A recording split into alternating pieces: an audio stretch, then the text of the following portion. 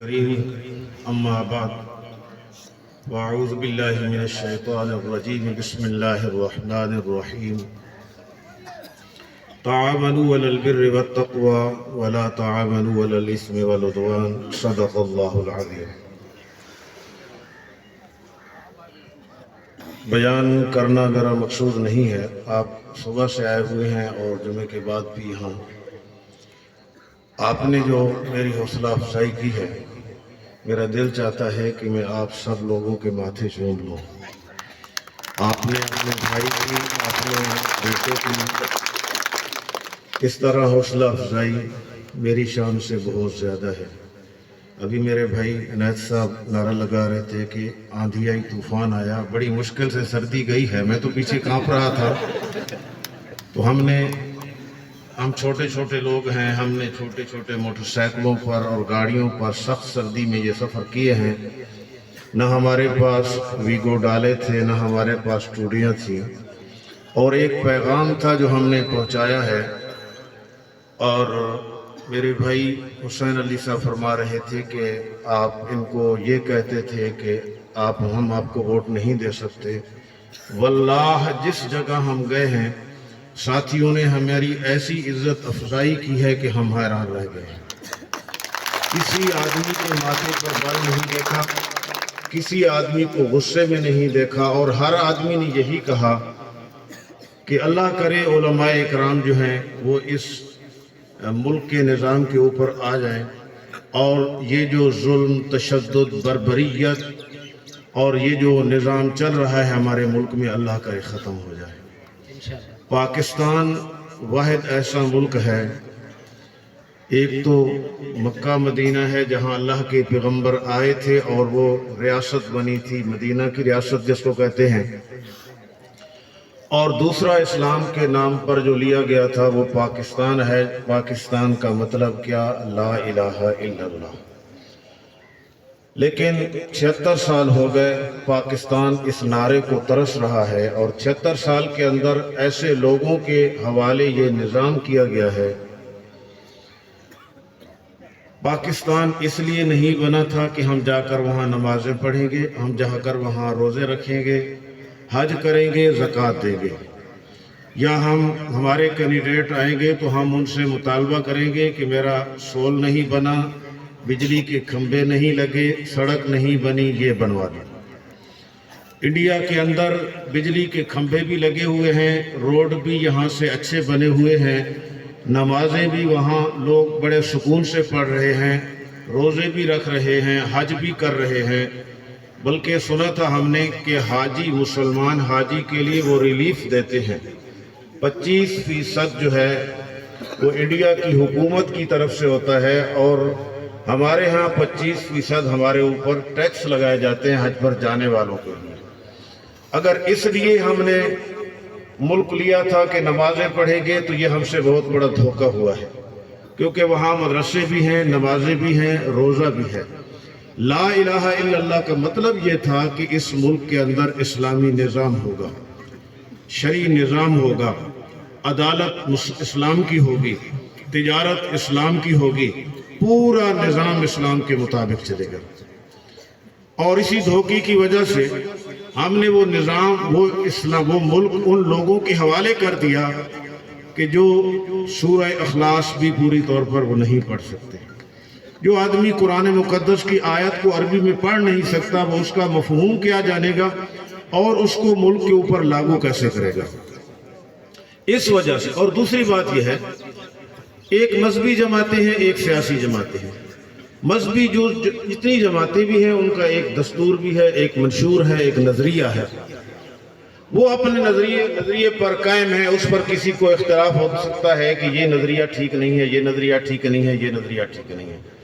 لیکن ہماری جو موجودہ سیاسی جماعتیں چل رہی ہیں، چاہے وہ کوئی بھی ہو، مسلم لیگ نون ہو، پی ٹی آئی ہو، پیپل پارٹی ہو، یا کوئی بھی ہو، ان کے پاس کوئی نظریہ نہیں ہے۔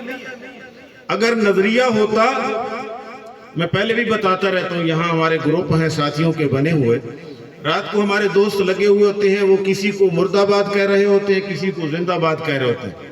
ایک دوسرے کے فلاں زندہ باد فلاں مرد آباد.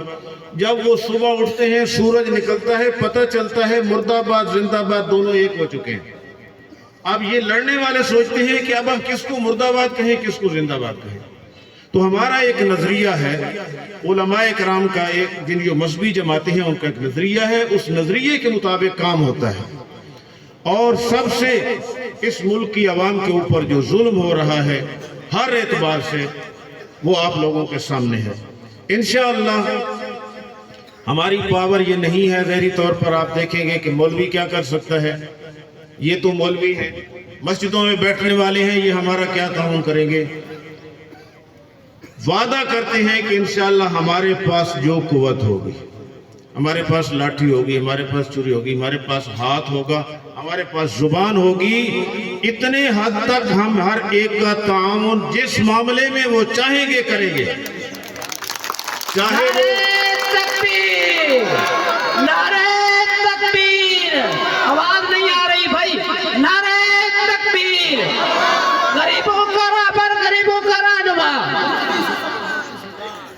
تیرا سلطان میرا سلطان، تیرا سلطان میرا سلطان، جمعیت کا مقصد جمعیت کا پیغام. بات یہ ہے کہ ملک سب عوام کا ہے. یہاں ہوتا یہ ہے ایک طبقہ اقتدار میں ہوتا ہے، ایک حزب اختلاف میں ہوتا ہے. جو طبقہ اقتدار میں ہوتا ہے ان سے جتنا کچھ بن پڑتا ہے وہ حزب اختلاف کو اپنے پاؤں کے نیچے روکتے ہیں. حالانکہ ہونا یہ چاہیے تھا، ہم اپنے آپ کو مسلمان کہتے ہیں، اسلام کی روح سے یہ ہونا چاہیے تھا کہ دو آدمی کھڑے ہوئے ہیں، ایک کو منتخب کیا گیا ہے، منتخب کرنے والے بھی جو اس کی تائید کرنے والے ہیں وہ بھی اسی کے ہیں، اور جنہوں نے دوسرے آدمی کو ووٹ دیا ہے وہ بھی اسی کے ہیں. اگر دیانت سے یہ کام کیا گیا ہے، اسلام تو یہ ہمیں ہدایت دیتا ہے، شریعت ہمیں یہ حکم دیتی ہے کہ دو آدمی لڑ رہے ہیں، ایک آپ کا بھائی ہے اور ایک آپ کے مخالف قبیلے کا ہے. اگر آپ کا بھائی ظالم ہے تو آپ اپنے بھائی کے ہاتھ کو پکڑو، اس کے ظلم اور جبر کو روکو، اور مخالف قبیلے کا آدمی مظلوم ہے تو اس کا تعاون کرو، اپنے بھائی کا تعاون کرو، وہ ظالم ہو یا مظلوم ہو. حدیث پاک کے الفاظ ہیں، فرمایا کہ ظالم ہو تو اپنے بھائی کا تعاون کیا کرے، فرمایا ظالم ہو تو اپنے بھائی کا تعاون یہ ہے کہ اس کا ہاتھ پکڑ لو تاکہ وہ گناہ سے بچ جائے، اور مظلوم ہو تو اس کا تعاون کرو تاکہ کسی کے ظلم سے بچ جائے. انشاءاللہ ہم سے جو کچھ ہو سکے گا، ہم آپ کے سامنے ہیں، آپ مجھے جانتے ہیں، میں آپ کا بھائی ہوں، آپ کا بیٹا ہوں، جتنا ہو سکے گا جس کے ساتھ جو ہمارے ساتھ تعاون کرے گا اس کے ساتھ بھی ہم چلیں گے، جو تعاون نہیں کرے گا ہم اس کے ساتھ بھی چلیں گے. ہم انشاءاللہ جو آدمی مظلوم ہوگا چاہے اس کا کسی قبیلے اور خاندان کے ساتھ تعلق ہوگا، انشاءاللہ اس کے ساتھ تعاون ہوگا. ہمارے پاس بچے پڑھتے ہیں، بچیاں پڑھتی ہیں، یہاں کوئی پتہ نہیں ہے کس قبیلے کا ہے کس خاندان کا ہے.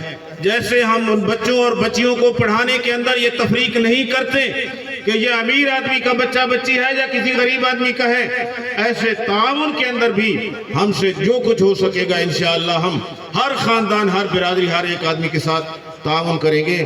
باقی جو ساتھی ہم سے اختلاف کرتے ہیں کہ مولویوں کا یہ کام نہیں تھا اس میں آ گئے ہیں، تو ہم ان سے معذرت کرتے ہیں کہ ہم جیسا ہم قرآن پڑھنا عبادت سمجھتے ہیں، نماز پڑھنا عبادت سمجھتے ہیں، قرآن پڑھانا عبادت سمجھتے ہیں، ایسے ہی ہم مظلوم لوگوں کا تعاون کرنا اور اس کے لیے اپنے پاس قوت حاصل کرنا، اس کو بھی ہم عبادت اور شریعت سمجھتے ہیں.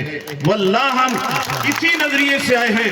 ہم کوئی مرتبہ لینے کے لیے، وزارتیں لینے کے لیے، کرسیاں لینے کے لیے نہیں آئے، واللہ ہم اسی لیے آئے ہیں، ہم اس کو عبادت سمجھ کر میدان میں آئے ہیں. نعرہ تکبیر، نعرہ تکبیر، غریبوں کا رہبر غریبوں کا ترجمان، غریبوں کا رہبر غریبوں کا ترجمان. باقی نعروں سے اتنا بڑا مجھے نہ بناؤ، بہت چھوٹا ہوں، تو ایسا نہ ہو کہ تکبر آ جائے. باقی میں تقریر لمبی چوڑی کرنی بھی نہیں ہے، بس اتنے الفاظ سے میں بہت سارے لوگ میری نظروں میں آ رہے ہیں. ہمارے چند کے رانا منیر صاحب رانا خالد صاحب, رانا عبدالرحمان صاحب, رانا ڈاکٹر شہباز صاحب اور بہت سارے ساتھی ہمیں باہر سے نظر آ رہے ہیں. ہمارے اکابر حضرت مولانا عبدالرزاق صاحب اور ان کے صاحبزادگان اور باقی ساتھی بھی جو تشریف لائے ہیں, میں ان کا تہ دل سے شکریہ ادا کرتا ہوں, اور آپ لوگوں کا بھی بہت زیادہ شکریہ ادا کرتا ہوں کہ آپ نے رکاوٹیں برداشت کر کے, لوگوں کی باتیں برداشت کر کے ہم اس کے ساتھ تعاون کیا ہے, اور امید ہے انشاءاللہ آئندہ بھی کریں گے. اللہ رب العزت آپ کو کامیاب کرے اور آپ ہمارے ملک کی حفاظت فرمائے.